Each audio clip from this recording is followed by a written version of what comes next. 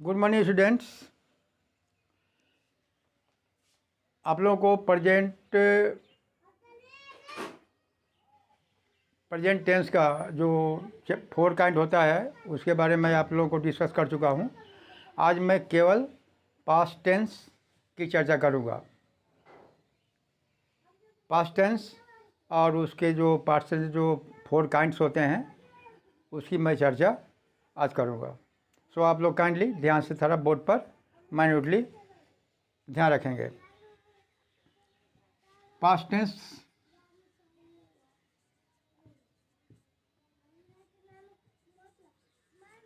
इसको हिंदी में भूतकाल बोलते हैं।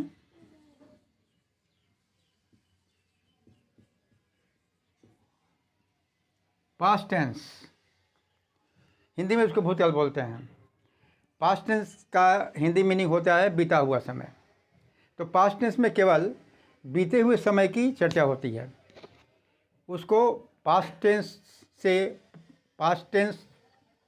की जो रिलेशन है वो प्रेजेंट और फ्यूचर से ज़रा भी और कहीं भी नहीं है। पास्ट टेंस में केवल पास्ट टाइम की ही चर्चा होगी। उस एक्शन के बारे में इस टेंस में चर्चा होगी जो पास्ट टाइम में शुरू हुआ और पास्ट टाइम में ही समाप्त हो गया। उसका कोई भी रिलेशन, पास्ट टाइम का कोई भी रिलेशन प्रेजेंट से या फ्यूचर से बिल्कुल कहीं नहीं रहता है। पास्ट में ही कोई काम शुरू हुआ और पास्ट में ही वो समाप्त हो गया। इस प्रकार का सिचुएशन इस टेंस से मालूम होता है। अब देखिए, पास्ट टेंस के 4 काइंड होते हैं, जिसमें से जो पहला काइंड है आपका पास्ट इंडेफिनिट, और पास्ट इंडेफिनिट को लोग सिंपल पास्ट भी के नाम से जानते हैं। तो फर्स्ट काइंड जो आपका है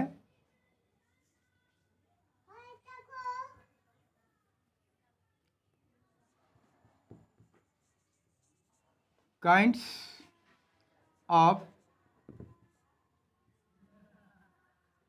पास्ट टेंस।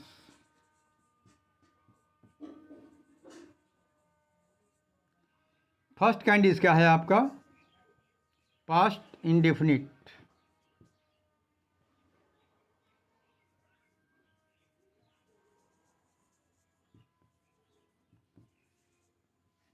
इसको सिंपल पास्ट के नाम से भी लोग जानते हैं या सिंपल पास्ट। ठीक है, पास्ट इंडेफिनिट या सिंपल पास्ट। ठीक है, तो पास्ट इंडेफिनिट और सिंपल पास्ट हम पहले बता चुके हैं। पास्ट टेंस में केवल पास्ट टाइम की चर्चा होगी। उसका रिलेशन प्रेजेंट टाइम या फ्यूचर टाइम से बिल्कुल नहीं है। तो पास्ट इंडेफिनिट, इसके जो 4 काइंड होते हैं, पास्ट इंडेफिनिट या सिंपल पास्ट, इसके बाद में पास्ट कंटिन्यूअस होता है, इसके बाद में पास्ट परफेक्ट होता है, और इसके बाद में पास्ट परफेक्ट कंटिन्यूअस होता है। तो फर्स्ट काइंड है आपका पास्ट इंडेफिनिट। पास्ट इंडेफिनिट से आपका पास्ट टाइम के बारे में बोध होता है, केवल पास्ट टाइम के बारे में बोध होगा। ठीक है, तो देखिए कुछ एग्जाम्पल देखिए, उससे ज़्यादा क्लियर होगा।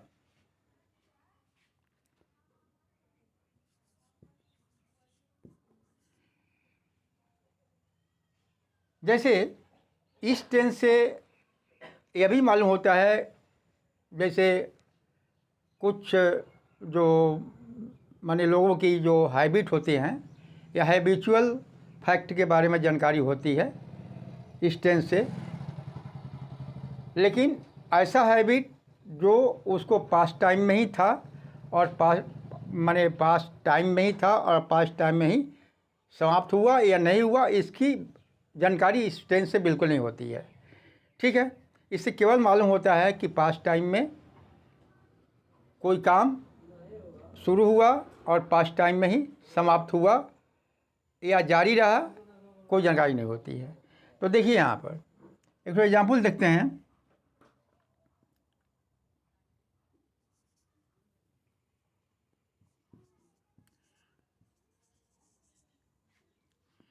ही यूज्ड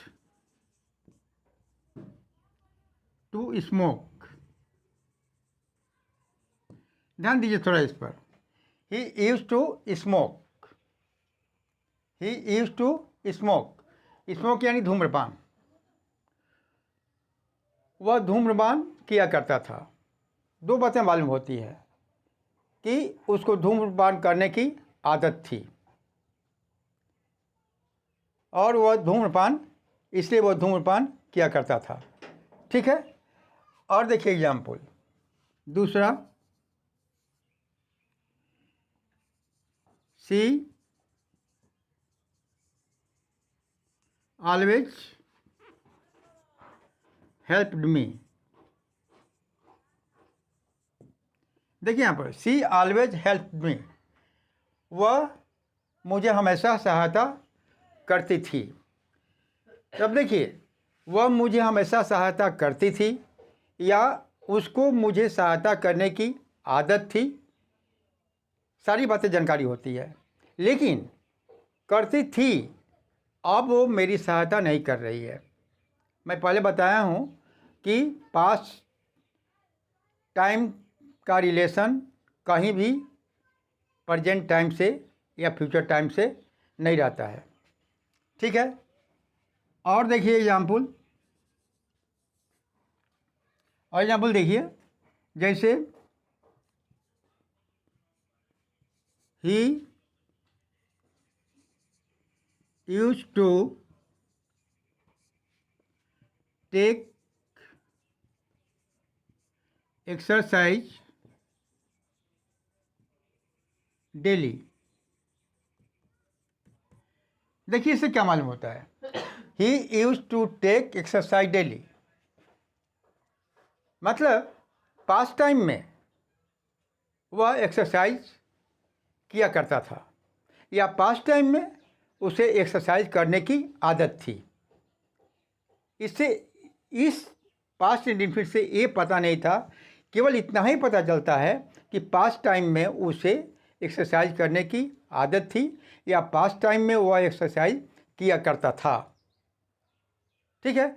लेकिन ये मैटर डाउटफुल है, इसे क्लियर नहीं हो रहा है कि रियली वह पास्ट टाइम में एक्सरसाइज करता था या नहीं करता था। केवल इतना ही पता चलता है कि वह पास्ट टाइम में एक्सरसाइज माने किया करता था या पास्ट टाइम में उसे एक्सरसाइज करने की आदत थी। ठीक है। तो इस टेंस से केवल मात्र इतनी जानकारी होती है। अब इस टेंस का स्ट्रक्चर क्या है, देखिए हर टेंस का कुछ ना कुछ स्ट्रक्चर है।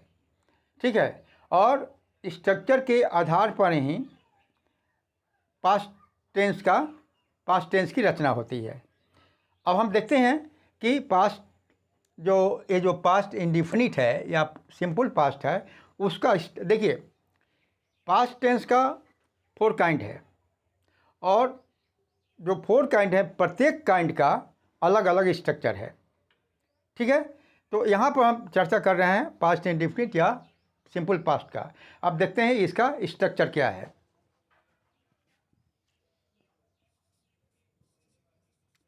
इसका स्ट्रक्चर सबसे पहला आपका सब्जेक्ट होता है, ऐसे भी हम सब शॉर्ट में लिखे हैं सब्जेक्ट। ठीक है। इसके बाद में आपका V3 होता है, V2 होता है, सब्जेक्ट होगा, इसके बाद में V2 होगा। V2 यानी वर्ब का सेकंड फॉर्म। ठीक है। और इसके बाद में आपका ऑब्जेक्ट होगा, इसके बाद में यदि कोई एक्स्ट्रा हो तो होगा। ठीक है। सब्जेक्ट के बाद इस पास्ट इंडेफिनिट या सिंपल पास्ट का स्ट्रक्चर है, सर्वप्रथम सब्जेक्ट होगा, इसके बाद में V2 होगा यानी वर्ब का सेकंड फॉर्म होगा या और उसके बाद में ऑब्जेक्ट होगा। ठीक है। अब एग्जाम्पल देखिए, अब हमको इसी स्ट्रक्चर पर एक एग्जाम्पल ले रहे हैं, ध्यान दीजिएगा।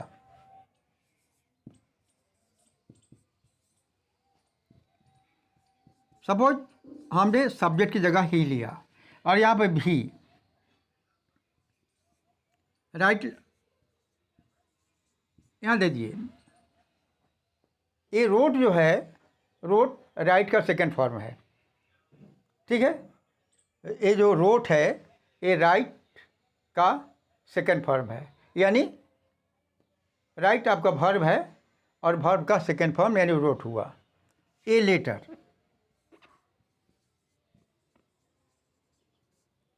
ठीक है, ही रोट ए लेटर। इससे क्या पता चलता है?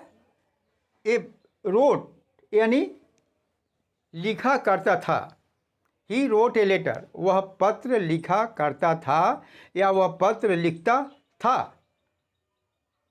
ठीक है। वह पत्र लिखा करता था या वह पत्र लिखता था, दोनों मीनिंग हो जाएगा।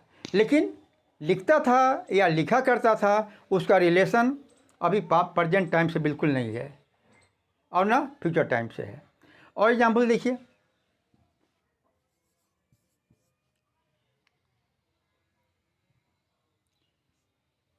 सी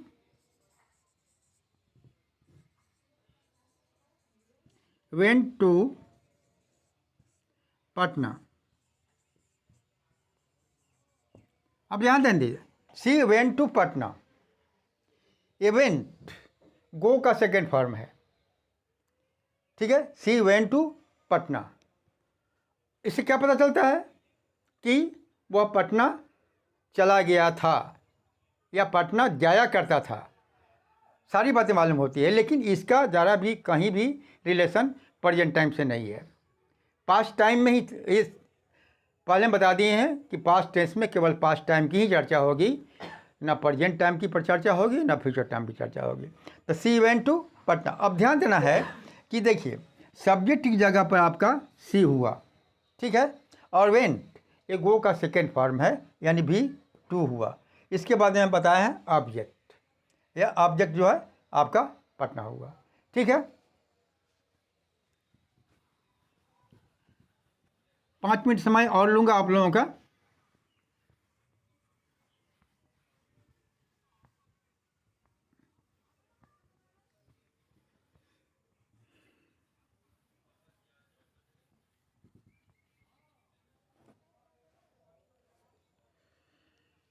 इस टेंस से आपका यह भी पता चलता है कि पास्ट टाइम में कोई व्यक्ति को कोई काम करने की आदत थी या हैबिट थी। तो यहाँ पर usages of the past indefinite,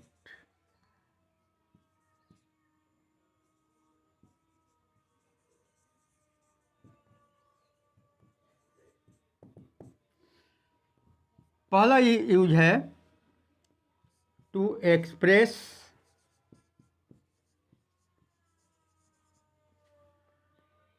past habit,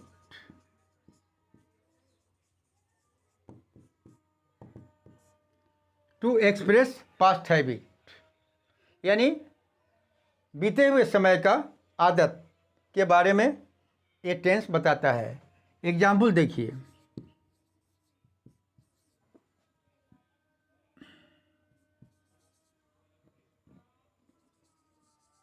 he used to smoke, देखिए he used to smoke, इससे क्या पता चलता है कि उसे धूम्रपान करने की आदत थी, ठीक है। दूसरा example, she got up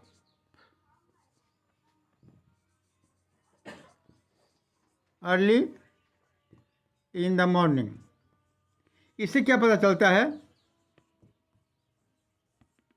C got up early in the morning, got up एक गेट का आपका भी माने सेकेंड फॉर्म है, गेट गॉट, तो she got up early in the morning, वह रोज़ सवेरे उठ जाया करती थी। इसे भी पता चलता है कि उसे रोज़ सुबह उठने की आदत थी। ठीक है, तो इस टेंस का उपयोग पास्ट हैबिट बताने के लिए भी किया जाता है।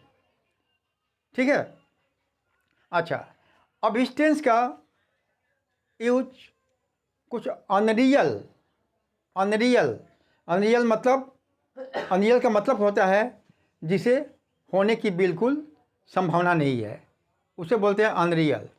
तो इसका प्रयोग वहाँ भी होता है। जैसे देखिए दूसरा, to express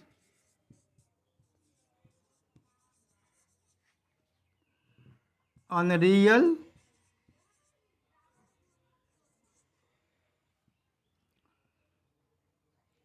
to express unreal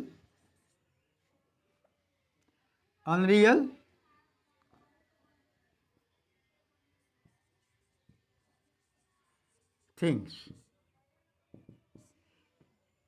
जैसे देखिए यहाँ पर एग्जाम्पल देखिए,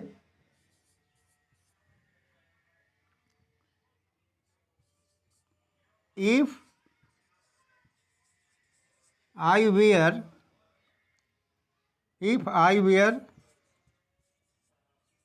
king, if I were king,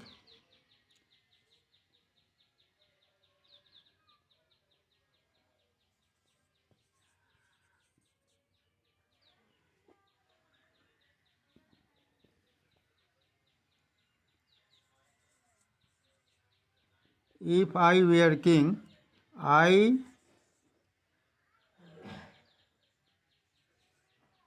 would go to forest, go to the forest to hunt। अब यहाँ ध्यान दे दिए, if I were king I would go to the forest to hunt. Hunt माने शिकार करना। अब यहाँ देखिए, इफ आई वेयर किंग, यदि मैं राजा होता, लेकिन होने की संभावना नहीं है, ये अनरियल चीज़ है, ये अनरियल है। If I were king I would go to the forest to hunt, तो मैं जंगल में शिकार करने जाता। ठीक है, इसका मतलब है ये अनरियल है, ना वो राजा होगा और ना वो शिकार करने के लिए जाएगा। तो कहने का मतलब हुआ जो माने जो जिस बात को होने की संभावना नहीं है उसे ही बोलते हैं अनरियल। तो ऐसा माने सोच या विचार या फीलिंग को व्यक्त या मतलब एक्सप्रेस करने के लिए भी इस टेंस का यानी प्रयोग किया जाता है, यानी पास्ट टाइम का प्रयोग किया जाता है या पास्ट टेंस का प्रयोग किया जाता है। ठीक है, बस आज का क्लास मैं यहीं एंड करता हूँ। इसका सेकंड फॉर्म जो सेकंड काइंड है आपका पास्ट कंटिन्यूअस, उसका चर्चा मैं कल आप लोगों के साथ करूँगा। तब तक के लिए थैंक्स।